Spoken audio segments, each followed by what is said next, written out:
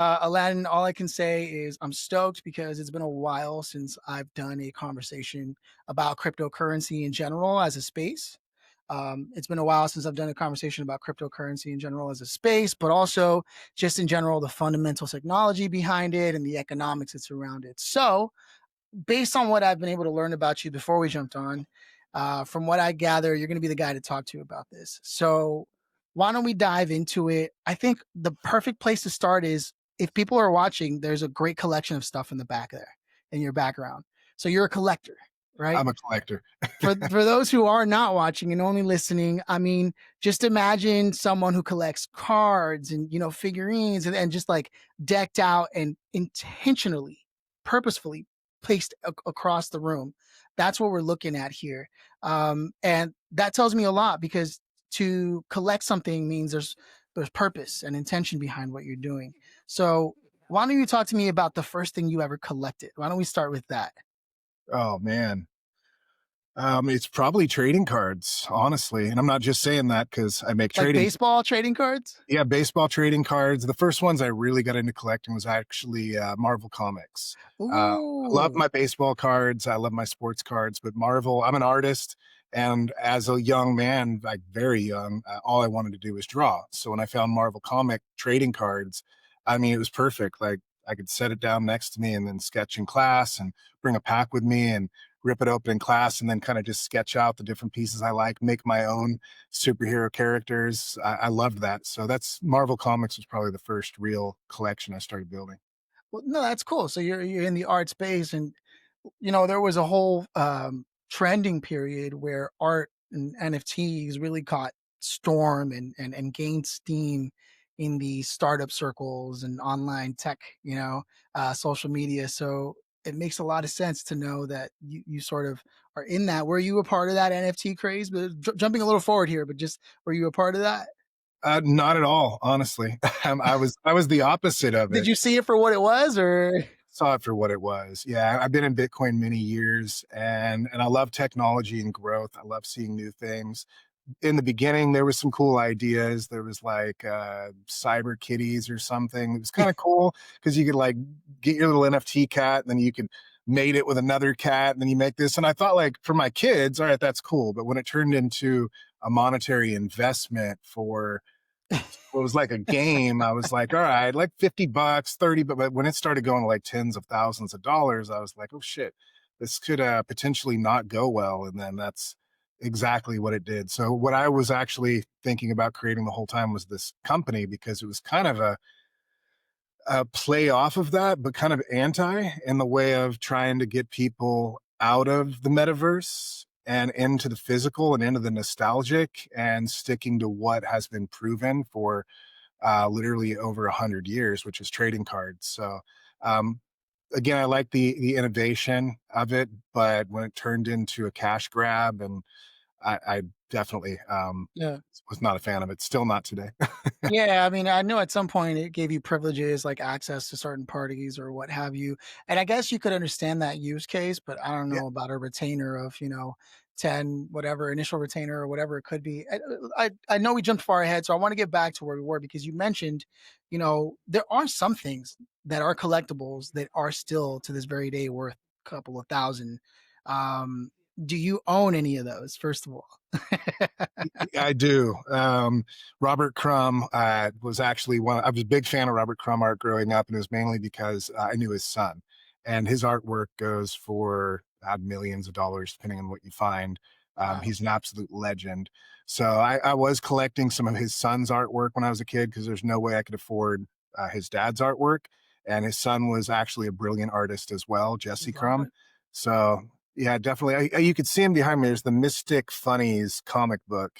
Oh, is Um, that what it is? Okay. yeah. So he's wild. He's incredibly based artist. He's like 86 years old now, but he traded a little sketchbook that he did that he never released for a castle in France. So Oh, wow. What? He traded artwork for a castle in France? an unreleased Yeah, sketchbook. yeah, yeah, yeah, yeah. Yeah, not even like a popular piece. It was like think a sketchbook that had never been seen by anyone. So he Exclusive. Yeah. Oh, wow. Okay. So that just goes to show you, I don't think anyone's ever traded an NFT for a castle in France. Although it might have happened during It that might time, to have. be honest. You know what I mean? Okay, so we were talking about collectibles here, the crumbs and how that has placed itself in your life. But now let's move a little further into the game that you sort of mentioned, and I may have cut you off a little bit, but you designed trading cards. You've sort of hinted at the history that it holds. Everyone has heard of trading cards. You get old enough, it's in video games, it's in life. Even other cultures, like Latin culture has Gonkin, which are the cards, that everybody likes to play when they're drinking. Esports and people betting, and I mean, there's just like cards in general have been part of humanity forever. Um, when you decided to do this, I've been curious since you mentioned it. Did you make the drawings yourself? So I did hand sketches, which are incredibly poor. Concept art, right? Yeah, Concept art.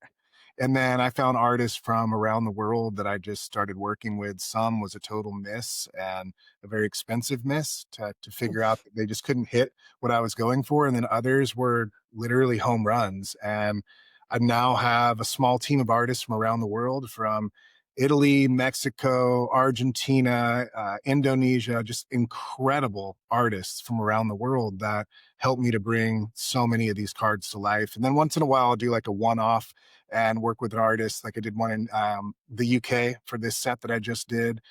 Really, just a world of artists that I've been able to work with. And like you can see behind me, these two posters alone, the Samurai was done by Nico Gutierrez in Argentina, and he's full time with me now. Incredible guy.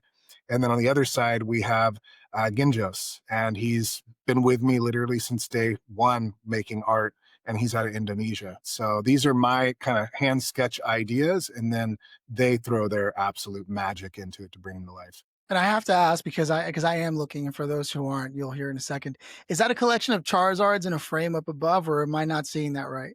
No, no, no Charizards. Okay, okay. I was gonna say, is that Pokemon cards higher than all the other ones? I don't know what that is, but it's up No, so there. everything you see behind me is my creations. Ah, This is all from wow. sets that I've So created. that's from the Bitcoin trading Yeah. up at the top. Okay, that would explain why it's framed so high. Okay. So let's get into it, because making a product, right? Consumer products, the logistics of it and the overhead of it are probably the biggest horror story behind all of it, right? Like, you have the concept, and it's all fun and games until you decide you're really going to make it happen. You sort of alluded to the fact that there were artists you had to go through, some more expensive mistakes than you probably needed to, but also that's part of being an entrepreneur. So, out of all the logistics that you faced, as far as challenges were concerned, which one was the biggest one when it came to producing? And I don't know at what level you're producing this in terms of mass production, but what was the biggest obstacle for you in getting a trading card experience together? The printer by far. I mean, I could do, say I did, excuse me, say I did everything perfect from start to finish of what I could do.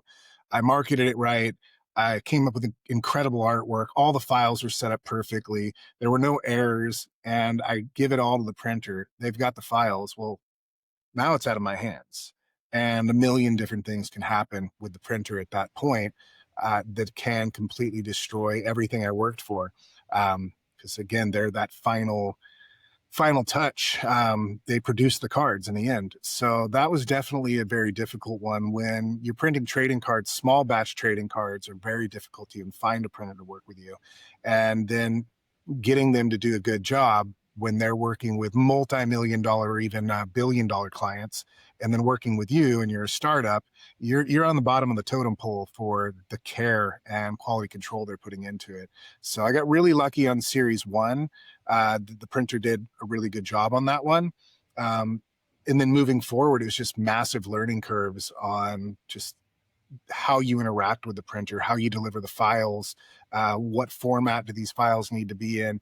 There's literally like 1,000 layers I never imagined when I started this project. I worked on it for 4 years, and I'm like studying Bitcoin, studying economics, diving into all the things I'm going to put into it, my art, everything. But I never really dove into the fact that like each card is going to need 7 different file types, and they're all going to have to be broken down in their own ways and layers on top of layers, the delivery method, all these things. So when I finally jumped in, that was one that I had to learn right off the cusp, and that was definitely the hardest of them all for sure.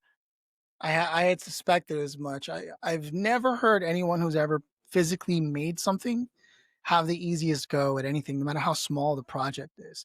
I think even Elon Musk talks about just manufacturing in general, and at the scale that they're doing, that there Yeah, should be a movie about creating things.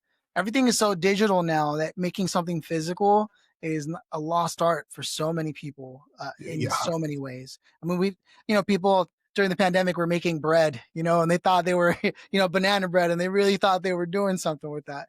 But we're talking about like you're creating an experience for someone. Everyone plays Monopoly at some point when they're a kid, but they don't realize probably how much work goes into making that toy that they see, the fake money, this and that. So, okay, you have I'll give you this. an example here, Philip, real quick. Okay. Okay. So, Yeah. Yeah. Yeah. I inspired something, huh? yeah, yes. So I want to show this one card. I'll be careful not to touch it because this card goes for.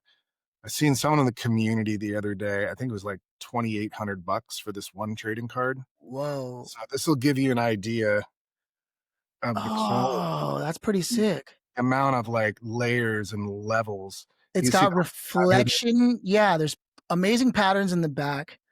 Almost has a jewelry box sort of experience. If you've ever seen that sort of pearl, mother of pearl kind of look, Exactly. but with gold foliage around it. Yeah. No, that's In wicked. this bag. Yeah. Okay. This one card was like 15 files because you have Whoa. to have basically a layer for each one of these processes you're doing. And there's like 15 different processes on this one card. So yeah, these were things that I was not prepared for when getting into this.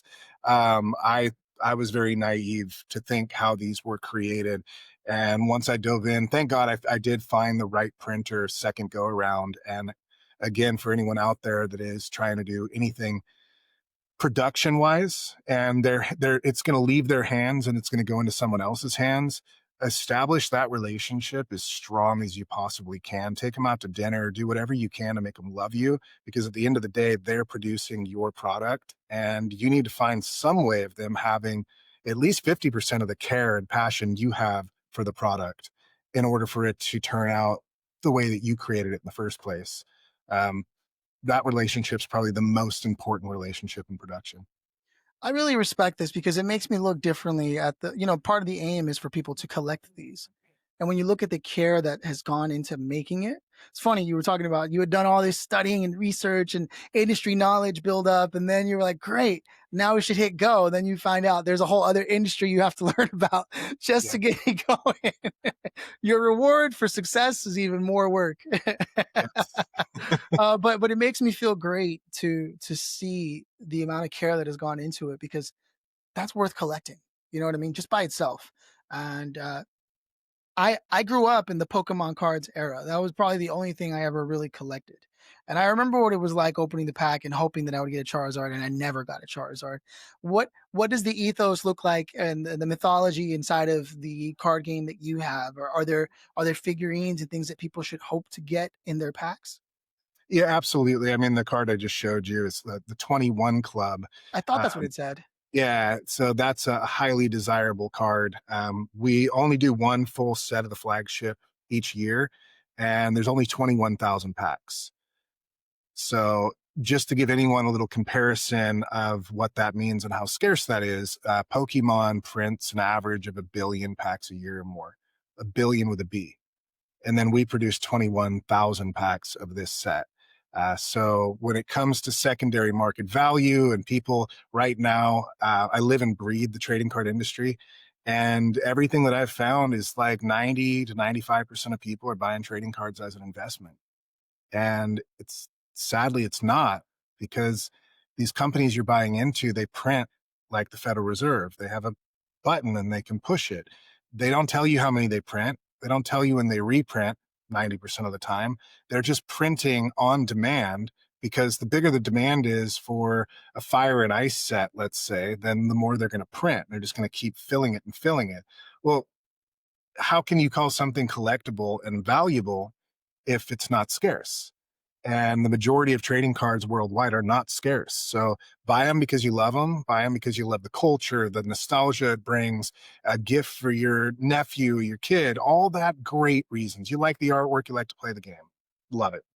But to buy it as an investment, don't buy anything as an investment if you don't know what the supply of that item is. It just Such makes a no sense. So valid that's comparison. what we lead with is 100% transparency on the supply. How many of these did we produce? Finite supply.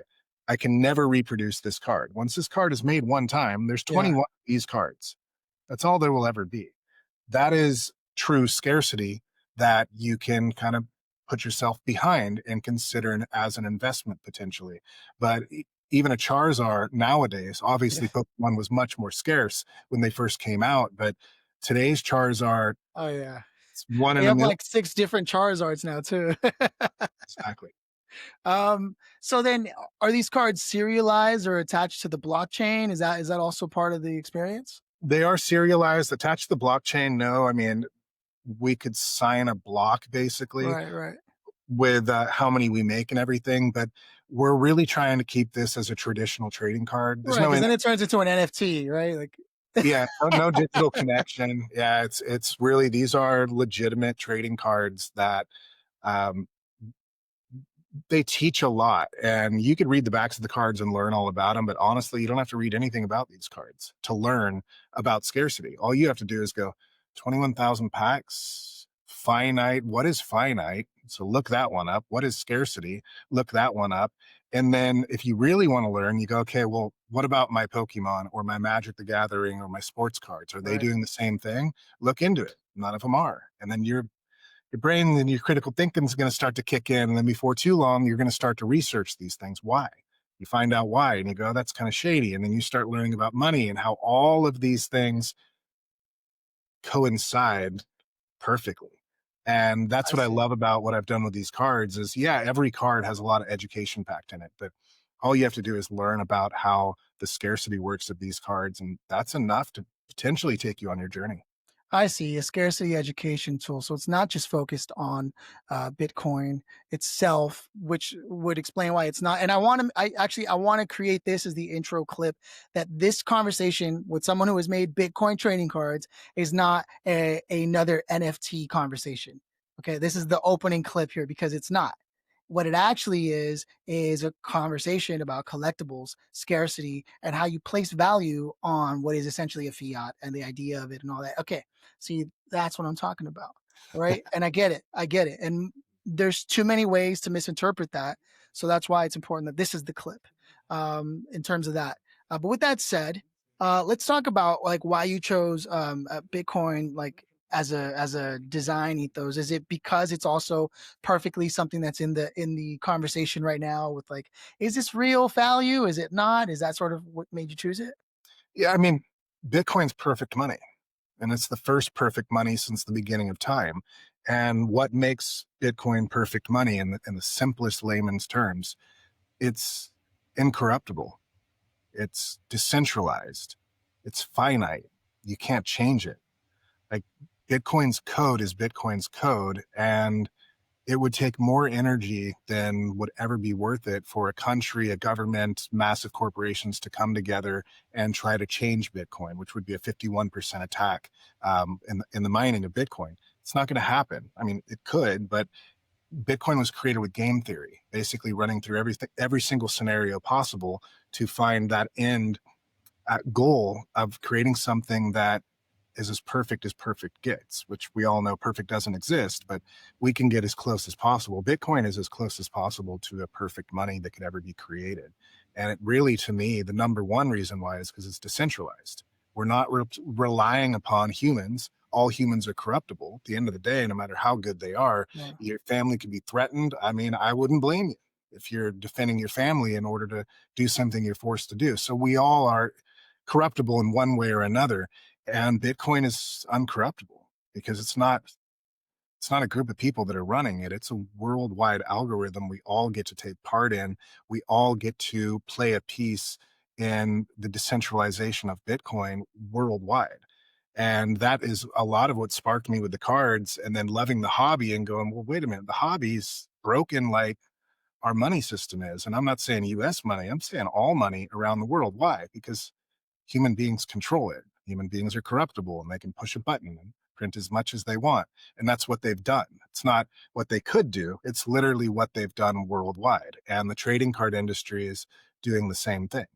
And these countries won't stop printing money by the billions or trillions until people stand up and say, hey, um, can you stop doing that? That's not fair to the rest of us.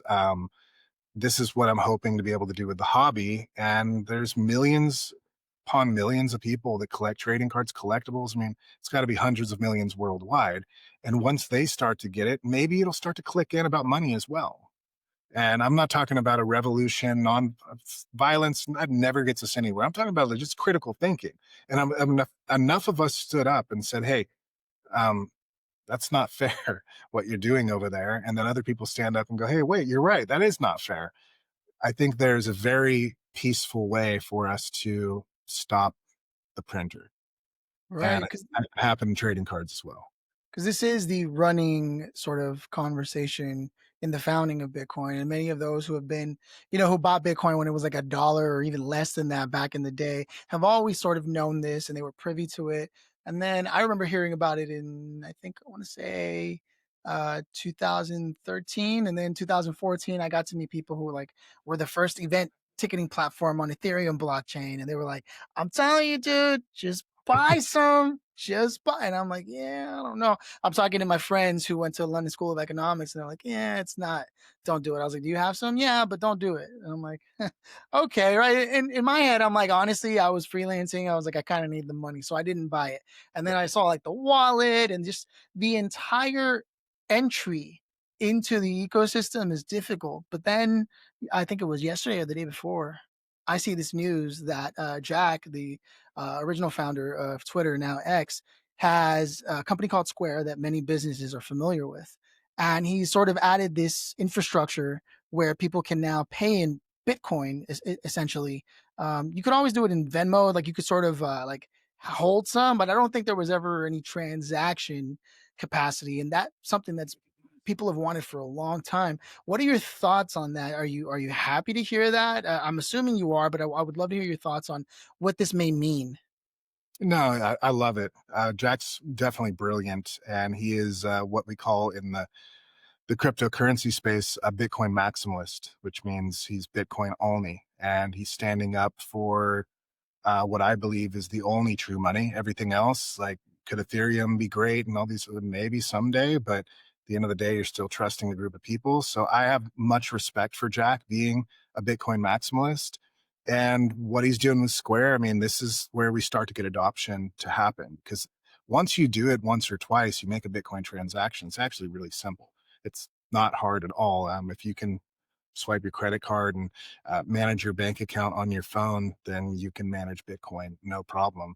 So what Jack is doing is opening the door for all kinds of businesses to be able to use Bitcoin as a means of payment.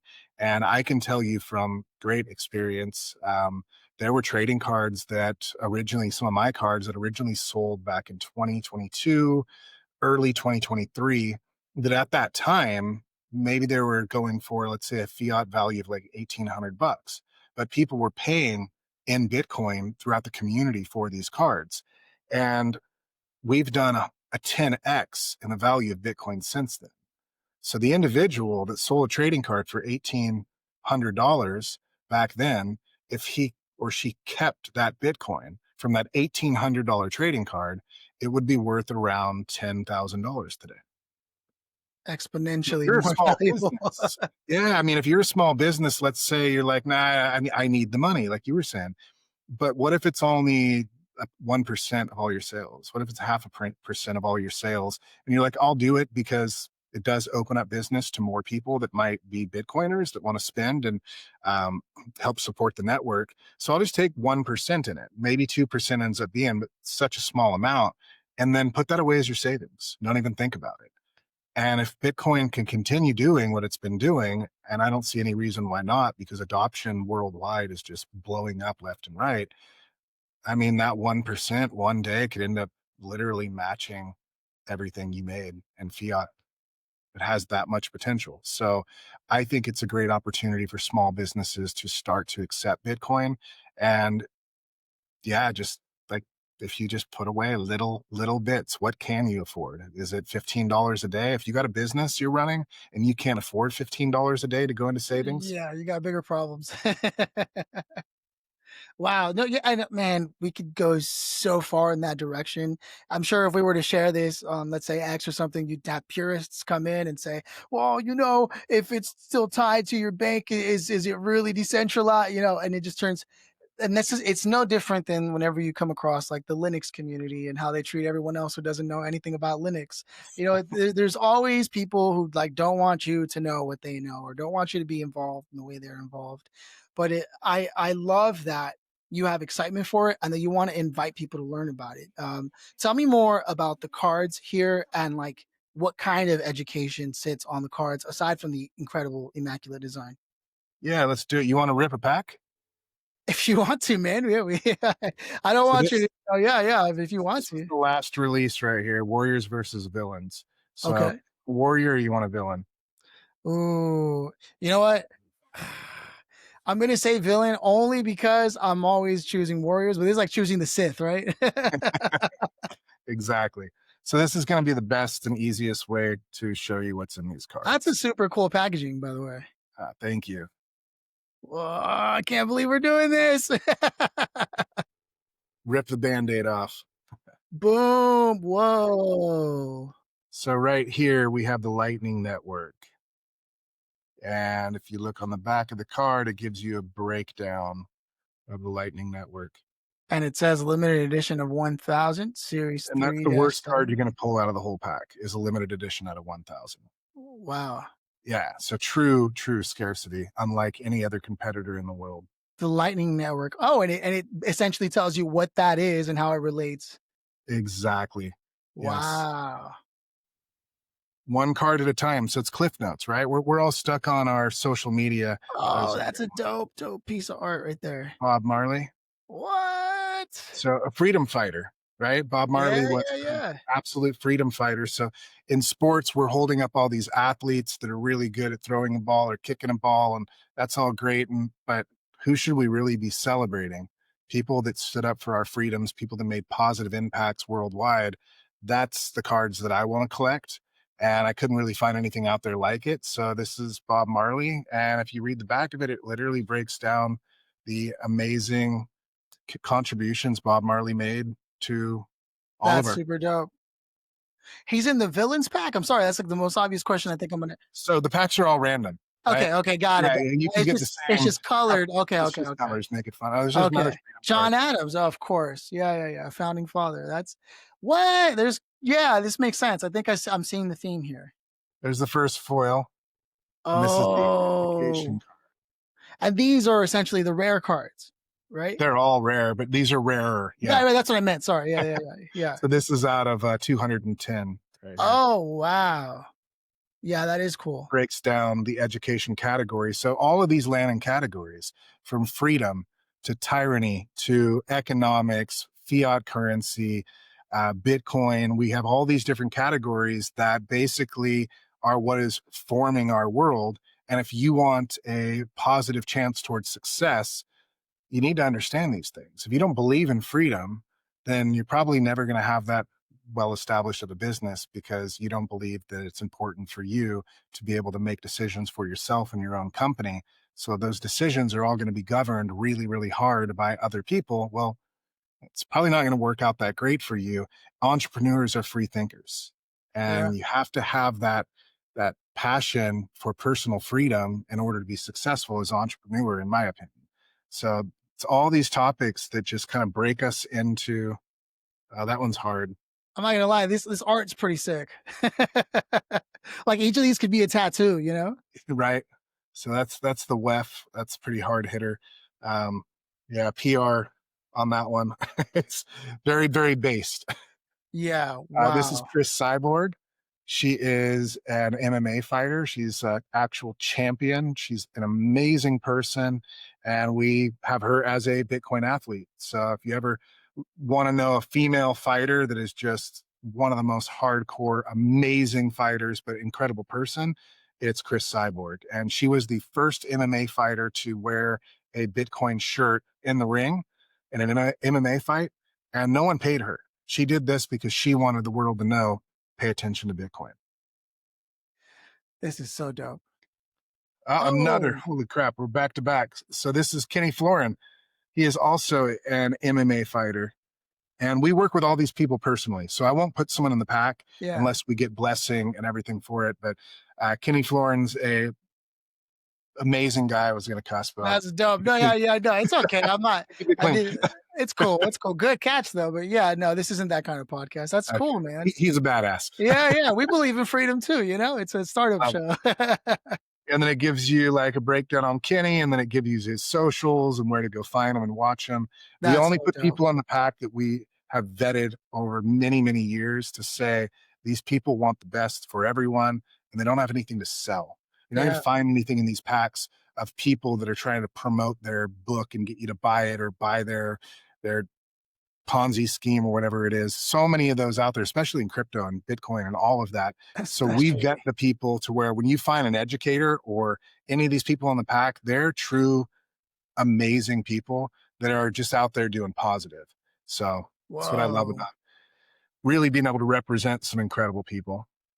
We're almost there. This is an amazing card. Yeah, man. These are just such great designs. Are you kidding me? Private key versus public key.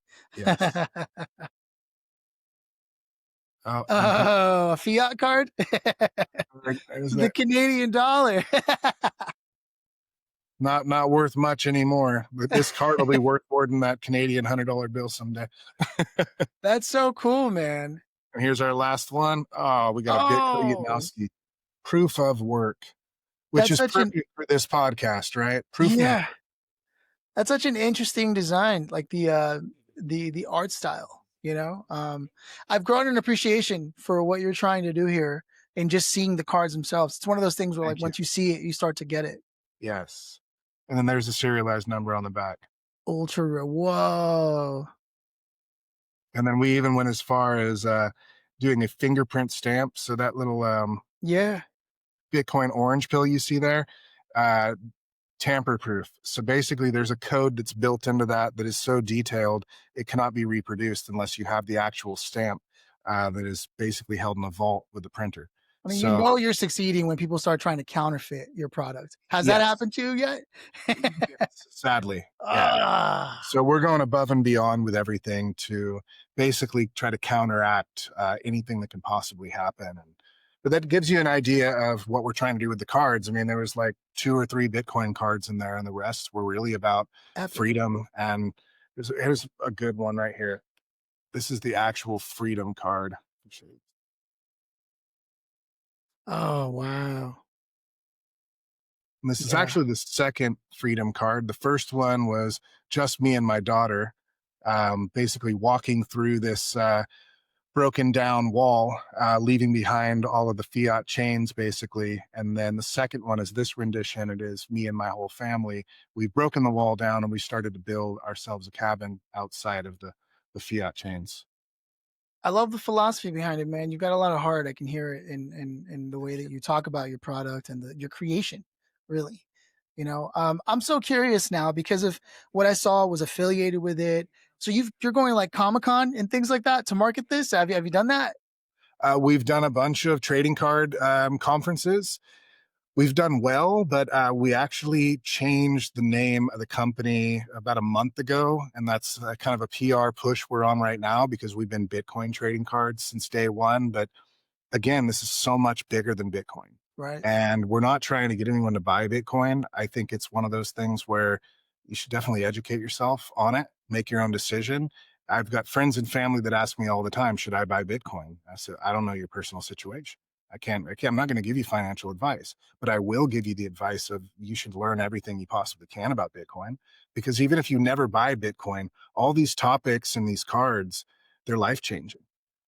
To understand economics, to understand the importance of personal freedom, all these things like your virtues that are out there. It's not religious. It's not. It's just human beings being good people. And this is something that we've had a lot of issues with over the last few years with the infighting. And these cards are just, it's positivity. And that's what the big win on these cards are. So sorry, my rant, I'll round it back. No, We've you're changed the good. name of the company from Bitcoin trading cards to based trading cards, because to be based is to stand in confidence with your own opinions. And that's really what this is. And it's still BTC based trading cards. So this will give us a lot better opportunity to reach way more people without that giant Bitcoin um, hanging over the top of it that Right, honestly right. Which more again, I people. mean, if you just look at the fact that we tried to explicitly make a clip here where we were talking about like it's not what you think. This is bigger than that. Yeah, I can see that you caught on to that even earlier than that, and you were like, "Look, I need to let people know," because you're really sort of hand in hand with like other collectibles and other hobbies, like even like the sneaker game and people, with Jordans, like it's really on that same level of like creation.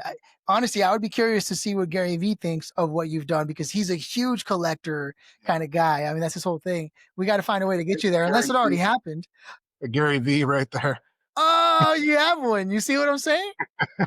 You see, because I don't know much about it, but I've seen it in passing, and I knew the minute we started talking and it finally clicked in my head that's the world that you're in and why you're doing what you're doing. The philosophy behind it is cool.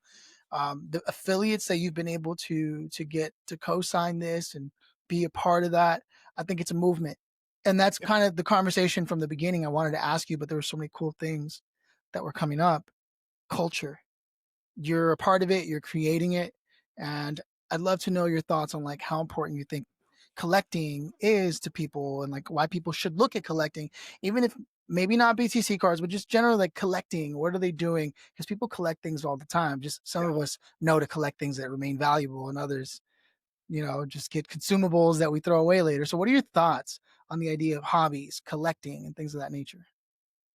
Culture is the most important aspect to all of it, to all of us worldwide, from our family culture, our upbringings. This is where having a generational family is huge. Having mom and dad, but grandma and grandpa in the same house. I mean, this is what shapes the true beauty in this world, is to not forget where you came from.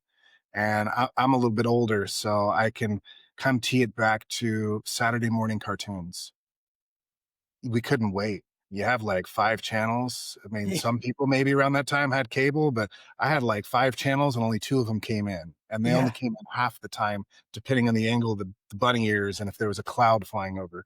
But we couldn't wait for those Saturday morning cartoons because we had to wait all week.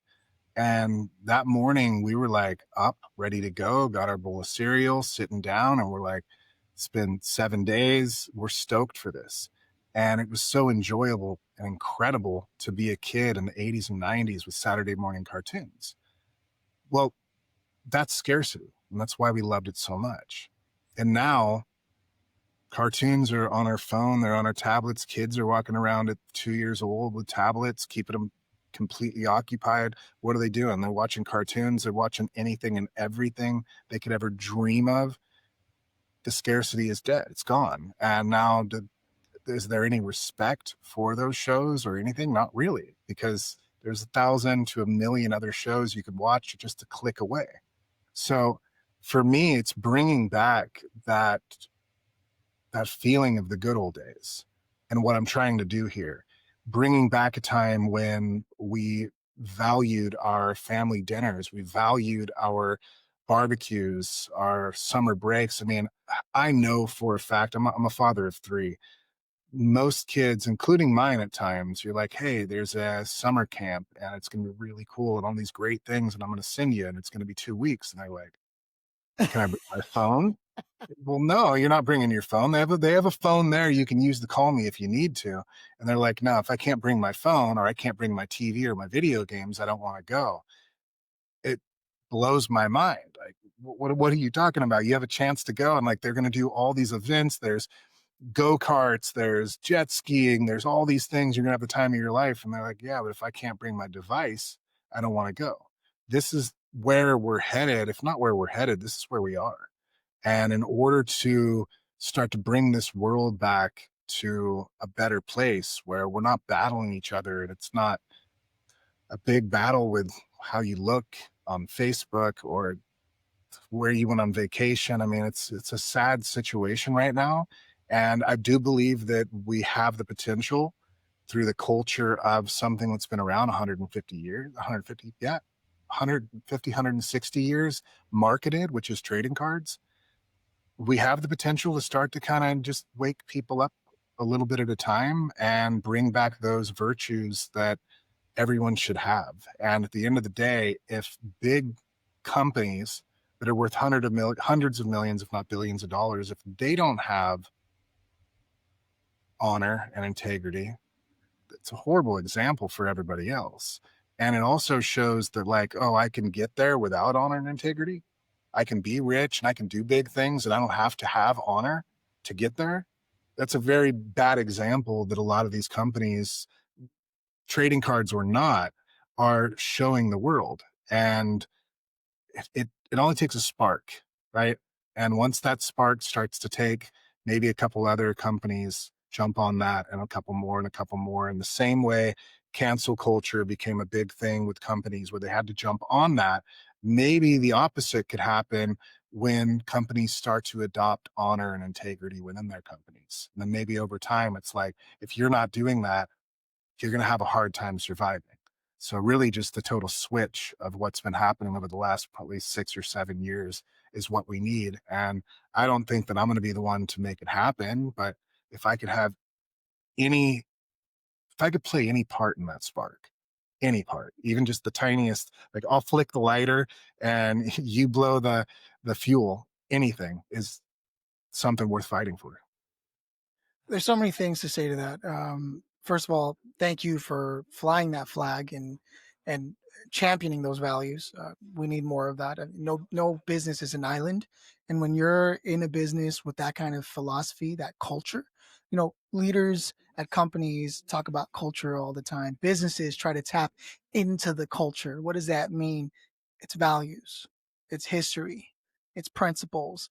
This is what you're sharing with people and why it's important. And a lot of this has been lost with the instantaneous gratification of things. There's a lot gained. I mean, you're never bored, right? But just how you're never bored, you can't really. When was the last time you really sat down to appreciate it outside of the law of attraction gratitude journals that most people do, right? Like genuine appreciation, like when you didn't know where your next dollar was going to come from, and then you were able to close a client, and you're like, oh my god, and all the hard work and everything that an entrepreneur faces is like, yes, this is why I do what I do, baby, because I'm back, right? That's a culture that only entrepreneurs are ever going to understand.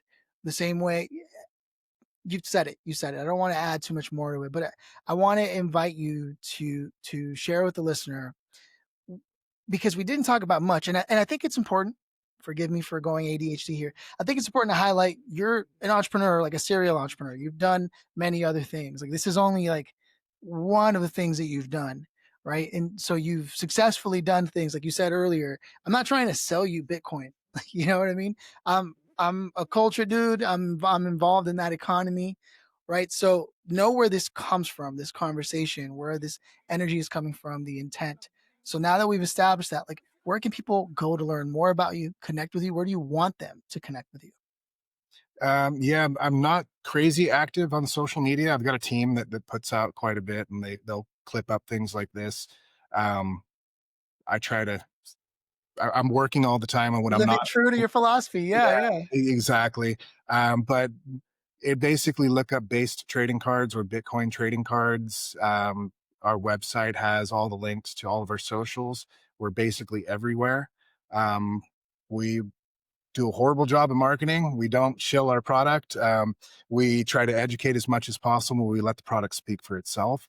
So that's a nice thing when you find us. Would love to follow. Would greatly appreciate it. And you don't have to worry about a bunch of clickbait, sell me crap. We're putting out really awesome artwork and really just trying to highlight all the amazing things that people should be learning about in order to have a better life. So I like to say that our accounts are worth following because we're not just trying to sell you a product, we're trying to sell you the education that you can pick up on your own. And any one of our posts could spark that feeling in you to go out and want to learn more. So, yeah, just look up Bitcoin trading cards or base trading cards. The SEO is still kind of getting figured out on both of those. But um, yeah, we're definitely out there and we're getting better at it. My whole team is like anti social media. Like, one of us has to be good at this. I mean, with the values that you have as a company, it makes sense that your team members are kind of aligned with that. We didn't even get a chance to talk about all that. Before we end, something that crossed my mind as we were talking, and you were explaining the idea of scarcity, and you were sort of breaking down what that looks like. Something that crossed my mind, and even as I'm about to say it, I feel like I'm forgetting exactly the point I wanted to make, but it was so profound, and it was this idea of like value, right? Uh, Many people when they're starting out trying to start a business, they talk about this idea of like, oh, you've got to trade value. That's how you make money. You have to give someone something worth value. And you want to dive into that and define it. But then you talk about scarcity, right? But what does every new business, would be business owner or would be entrepreneur do? Is I'm for everyone. Who's your customer? Everybody. Right. Well, there's no value in being everyone's go to. It's not the way that works, right? You got to start out super niche, super Yes. valuable to a certain sect, a certain person. Hell, even just one of 100. But, and usually when you're for one of 100 and it's a high ticket item, you usually tend to have a better business model than something that scales up, especially if it's recurring revenue, right? And all that crossed my mind as we were talking, but I had to stay on topic. I'm ADHD here. So I just wanted to share that because it came out of our conversation. I thought it was an interesting note to end on, but I'd also want to hear your thoughts on what I just said. Yeah, perfect. I mean, I wanted to hit the ground running, and that was, I mean, yeah, every entrepreneur when we first start out, well, everybody wants this. I am no better than anyone else. I thought the same thing, but then I had to scale it back because I've been making different businesses and startups my entire life. And this one, I was like, okay, my wife is going to kill me if I'm not successful for this with this one. It's been too long, so I had to hone it down. And I said, okay, this time around, I'm going to build the foundation. And this is where we launched with Bitcoin trading cards being the name, because I felt like this is something Bitcoin needs. At the end of the day, these are timestamps of Bitcoin culture, timestamps of what's happening in the Bitcoin space. And Bitcoin has the potential to be the biggest monetary asset the world has ever seen before. So being able to timestamp these moments in Bitcoin history is incredibly important and definitely needed. But my bigger point is, to any entrepreneur out there, you want to build your foundation first. And I know we all want to hit the ground and we want to be millionaires. We want to do right out the gate. This is going to be so big. But at the end of the day, that is like 1 in a million chance that it actually takes off like that, unless you know somebody with deep enough pockets to keep you going up through your ups and downs. I highly recommend you build a foundation. And even if your product could be for everyone, I mean, if it's a toilet seat, everyone needs a toilet seat. So there is that out there, but you need to start with your foundation and build it as strong as you possibly can. Back to the manufacturer, make your relationship with the manufacturer the best relationship possible. Your team is so important. Without them, you can't continue on, and they will make or break what you're doing. So PR, everything. You are the wearer of all hats as the founder of a startup. And if you don't build that foundation, you could go really big really quick, but your house is going to come crumbling down at some point. So take your time. One of the things Bitcoin teaches you is time preference, and learn that and find your balance and build that foundation. And there's a chance you're going to be unstoppable once you have a solid enough foundation. Aladdin, it has been an absolute pleasure having you on, man. A genuinely good person.